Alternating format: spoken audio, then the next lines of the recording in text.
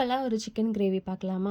ஒரு கடாயில் 2 table spoon அளவுக்கு எண்ணெய் சேர்த்துருக்கேன். இது கூட பட்டை, சோம்பு, கிராம்புன்னு எல்லாத்தையும் சேர்த்து நல்லா பொரிஞ்சதும் 1 டீஸ்பூன் அளவுக்கு இஞ்சி பூண்டு சேர்த்துருக்கேன். எல்லாத்தையும் நல்லா வதக்கி எடுத்துக்கலாம், பச்சை வாசனை போகிற அளவுக்கு.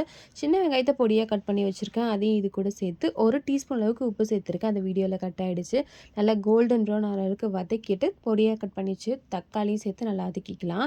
1/2 கேஜி அளவுக்கு சிக்கன் எடுத்திருக்கேன். நல்லா வாஷ் பண்ணி இதையும் சேர்த்து ஒரு 10 நிமிஷம் நல்லா இதிலே தண்ணி பிரிஞ்சு வர அளவுக்கு வேக வச்சுக்கலாம். இப்போ ஒரு மசாலா ரெடி பண்ணிக்கலாம். கொஞ்சமாக தேங்காவும் 1 டீஸ்பூன் அளவுக்கு பொட்டுக்கல்லையும் சேர்த்து நல்லா மிக்சியில் அரைச்சி எடுத்துக்கோங்க. இப்போ இதெல்லாம் வெந்ததுக்கப்புறம் சிக்கன் மசாலா, தனி மசாலா, மல்லித்தூள், மஞ்சத்தூள், கரம் மசாலான்னு எல்லாத்தையும் சேர்த்து நல்லா ஒரு பெரட்டு எடுத்துக்கலாம்.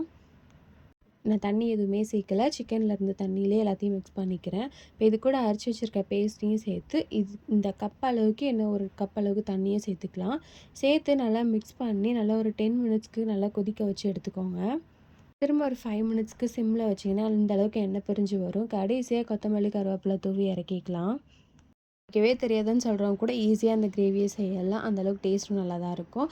மறக்காமல் நம்ம பேஜை ஃபாலோ பண்ணி வச்சுக்கோங்க. மீண்டும் சந்திப்போம். தேங்க்யூ.